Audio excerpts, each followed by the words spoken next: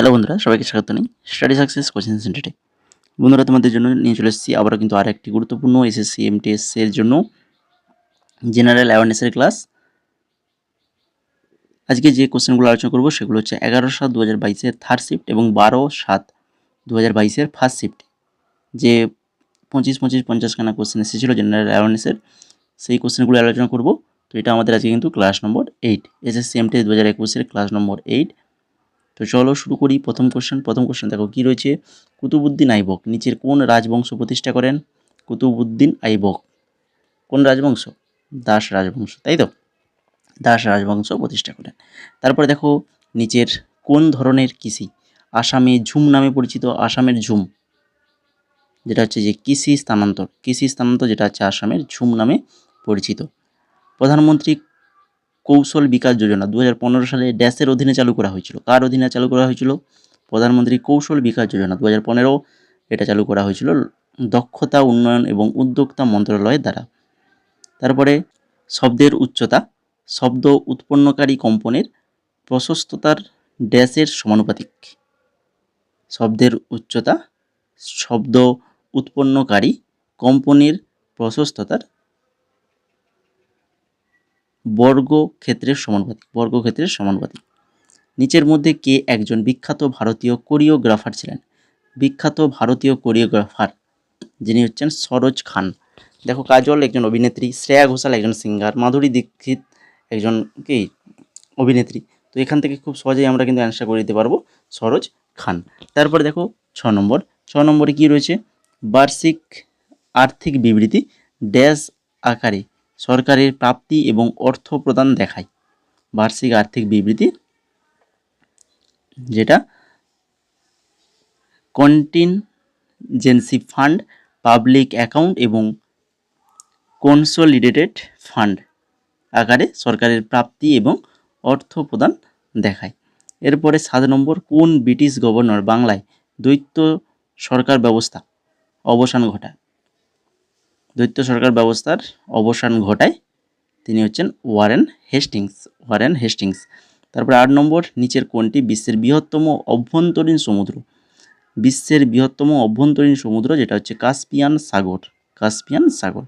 2021 সালের জন্য PETA India person of the year নাম বলো। ইন্ডিয়া পারসন অফ দ্য ইয়ারের নাম পিইটিএর আলিয়া ভাট। অপশন নাম্বার 2 সঠিক অ্যান্সার, আলিয়া ভাট। 10 নম্বর কোশ্চেন, নিচের কোনটিকে সর্বাধিক পরিমাণে অ্যাসকারবিক অ্যাসিড রয়েছে? অ্যাসকারবিক অ্যাসিড অর্থাৎ হচ্ছে ভিটামিন সি। কোনটা? চীনাবাদামে থাকে ভিটামিন সি। একটি ফিল্ড হকি দলে কতজন খেলোয়াড় থাকে? ফিল্ড হকি দলে খেলোয়াড় থাকে 11 জন। তারপরে ভারতনাট্যমের জন্য পদ্মশ্রী পুরস্কার জেতা প্রথম ট্রান্স মহিলা কি? ভারতনাট্যমের জন্য পদ্মশ্রী পুরস্কার জেতা প্রথম ট্রান্স মহিলা তিনি হচ্ছেন নর্তকী নটরাজ। তারপর নিম্নলিখিত মৌলিক অধিকারগুলির মধ্যে কোনটি মানুষ, বেগার এবং অন্যান্য ধরনের জোরপূর্বক শ্রমের যানবাহনের নিষেধাজ্ঞাকে বোঝায়? শোষণের বিরুদ্ধে অধিকার। ব্রিটিশ ইস্ট ইন্ডিয়া কোম্পানির পক্ষে নিচের মধ্যে কে বক্সার যুদ্ধের নেতৃত্ব দিয়েছিলেন? বক্সার যুদ্ধের নেতৃত্ব দিয়েছিলেন হেক্টর মুনরো দিয়েছিলেন। নিচের কোন খেলাটি 2020 গ্রীষ্মকালীন অলিম্পিক গেমসে খেলা হয়নি? বক্সিং হয়েছিল, কুস্তি হয়েছিল, ভারোত্তোলন হয়েছিল। এই যে যেটা আছে উৎসু, এটা কিন্তু হয়নি। তারপরে নিচের কোন খনিজটি থাইরক্সিন হরমোনের সংশ্লেষণের জন্য দায়ী? থাইরক্সিন হরমোন সংশ্লেষণের জন্য দায়ী হচ্ছে আয়োডিন। অপশান নাম্বার 4 সঠিক অ্যান্সার। তারপরে আসাম এবং বেশিরভাগ উপদ্বীপীয় রাজ্যে ড্যাশ জনসংখ্যার ঘনত্ব রয়েছে? আসাম এবং বেশিরভাগ উপদ্বীপীয় রাজ্যে এই যে মাঝারি জনসংখ্যা ঘনত্ব রয়েছে। একটি রাজ্যের রাজ্যপাল ড্যাশ দ্বারা নিযুক্ত হন? রাজ্যপাল কার দ্বারা নিযুক্ত হয়ে থাকেন? ভারতের রাষ্ট্রপতি দ্বারা কিন্তু নিযুক্ত হয়ে থাকেন। ফ্রিডম ইন এক্সাইল কার আত্মজীবনী? ফ্রিডম ইন এক্সাইল এটা হচ্ছে দালাই লামার আত্মজীবনী। তারপরে হর্নবিল উৎসব ভারতের কোন রাজ্যের সাথে সম্পর্কিত? হর্নবিল উৎসব এটা হচ্ছে নাগাল্যান্ডের সাথে সম্পর্কযুক্ত। ডক্টর এন রাজম ড্যাশ বাজানোর জন্য পরিচিত। কি বাজানোর জন্য পরিচিত? না হচ্ছে ইনি একজন বেহালা বাদক, বেহালা বাজার জন্য পরিচিত। দিল্লি মিউনিসিপ্যাল কর্পোরেশন সংশোধনী বিল 2022 25 মার্চ 2022 ড্যাশ দ্বারা লোকসভায় পেশ করা হয়েছিল। দিল্লি মিউনিসিপ্যাল কর্পোরেশন সংশোধনী বিল 2022 এটা অমিত শাহ দ্বারা লোকসভায় পেশ করা হয়েছিল। 23 নম্বর, প্রাচীন নিমরানা বাওড়ি রাজস্থানের নিচের কোন জেলায় অবস্থিত? প্রাচীন নিমরানা বাওড়ি এটা রাজস্থানে রয়েছে। তো রাজস্থানের আলওয়ার জেলায় অবস্থিত। তারপরে চলে যাও 24 নম্বর, বর্তমান ভারতের কোন রাজ্যে হস্তিনাপুরের লৌহ প্রয়োগের স্থান পাওয়া গেছে? হস্তিনাপুরের লৌহ প্রয়োগের স্থান পাওয়া গেছে, সেটা হচ্ছে উত্তরপ্রদেশ। বর্তমান ভারতের কোন রাজ্যে? উত্তরপ্রদেশ।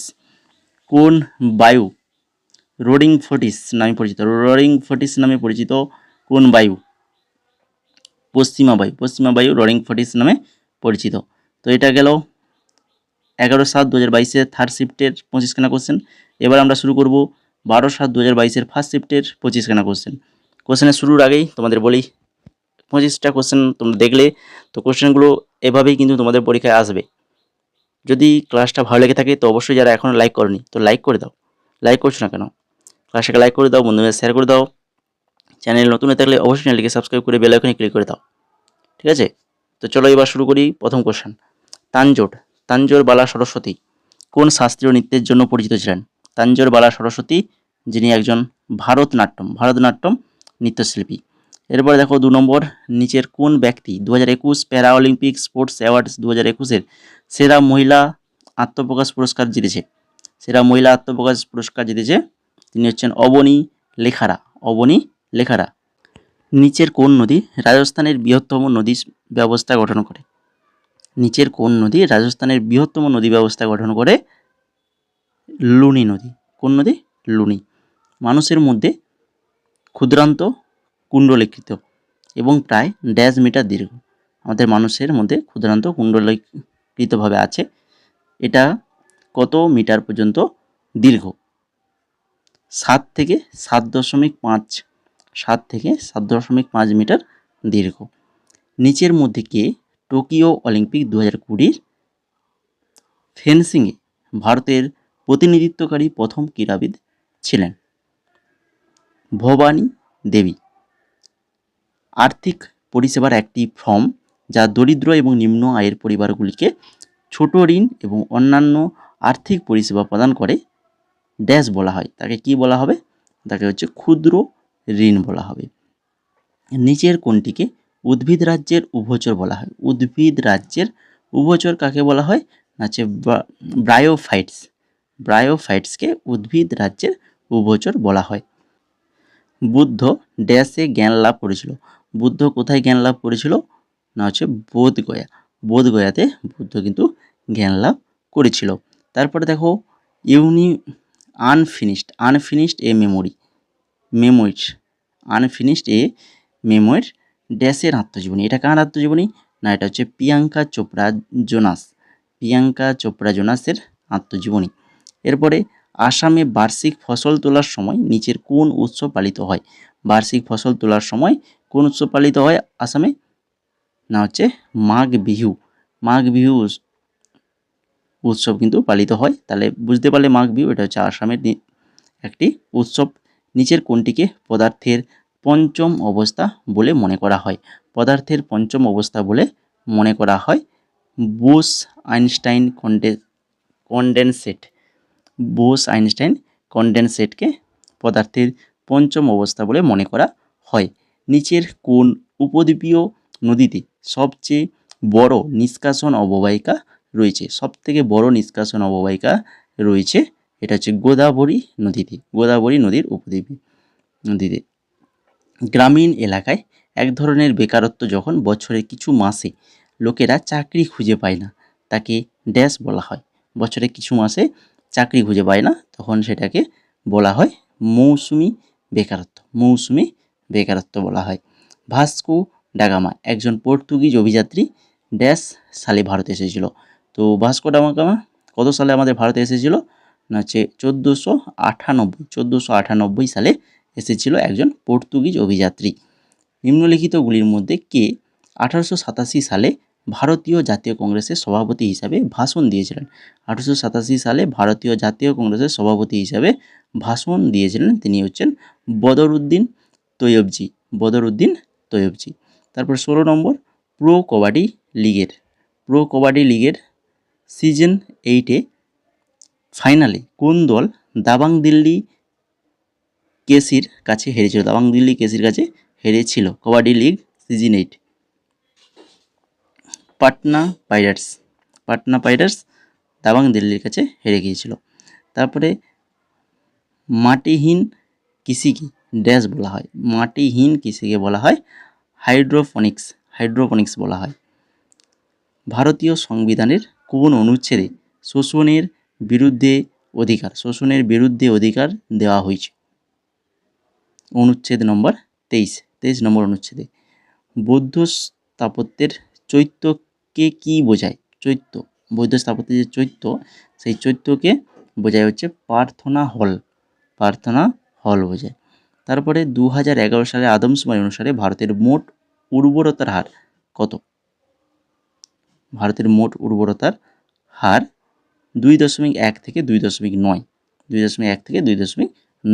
নিচের মধ্যে কে একজন বিখ্যাত সেতার বাদক? তিনি হচ্ছেন অনুষ্কা শঙ্কর একজন বিখ্যাত সেতার বাদক। ভারতের সংবিধান অনুযায়ী ভারতের রাষ্ট্রপতি তাঁর পদে প্রবেশ করা তারিখ থেকে ড্যাশ মেয়াদের জন্য অধিষ্ঠিত হবেন। কত বছরের জন্য থাকেন রাষ্ট্রপতি?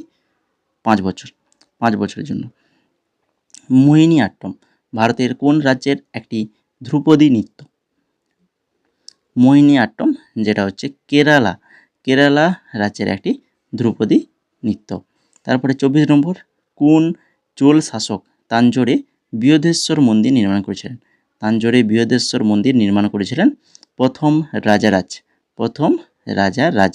আর লাস্ট কোশ্চেন দেখো, ভারতের কোন রাজ্য ডিস্ট্রিক্ট ইনভেস্টমেন্ট প্রমোশন এজেন্সি অর্থাৎ ডিআইপি এর স্থাপন করেছিলেন কোন রাজ্য? ভারতের কোন রাজ্য? ওড়িশা অপশন নাম্বার 3 সঠিক অ্যান্সার। তো এই গেল মোট টোটাল 50খানা কোশ্চেন, 25-50খানা। তো এইভাবেই কিন্তু আমাদের ক্লাসগুলো হয়ে থাকে। তো আগের ক্লাসগুলো যারা দেখোনি, তো এটা 8 নম্বর ক্লাস, আগের 7খানা ক্লাস হয়ে গেছে, যারা দেখোনি অবশ্যই দেখে নেবে। আর যারা এখনও পর্যন্ত ক্লাসটাকে লাইক করোনি, তো অবশ্যই লাইক করে দাও। তোমাদের জন্যই আমাদের এই ক্লাসগুলো করানো, তোমাদের জন্যই আমরা ইংলিশ থেকে বাংলায় ট্রান্সফার করে ক্লাসগুলো করাচ্ছি। তো অবশ্যই লাইক করে দাও এবং বন্ধুদের মাঝে শেয়ার করে দাও। এবং চ্যানেলে যদি এখনও সাবস্ক্রাইব না করে থাকো তো অবশ্যই চ্যানেলটাকে সাবস্ক্রাইব করে বেল আইকনে ক্লিক করে দাও। এবং সেই সঙ্গে আমাদের টেলিগ্রাম চ্যানেল দেখতেই পাচ্ছ, এই যে নাম স্টাডি সাকসেস কোচিং সেন্টার, এই নামে সার্চ করবে পেয়ে যাবে। তো এখানে জয়েন হয়ে যাও। জয়েন হয়ে গেলে তোমরা কিন্তু এখানে পিডিএফ পাবে। আমাদের যে ক্লাসের পিডিএফ উত্তর সহ এই টেলিগ্রাম চ্যানেলে দেওয়া হয়। ঠিক আছে? তো অবশ্যই টেলিগ্রামে যুক্ত হয়ে যাবে সবাই।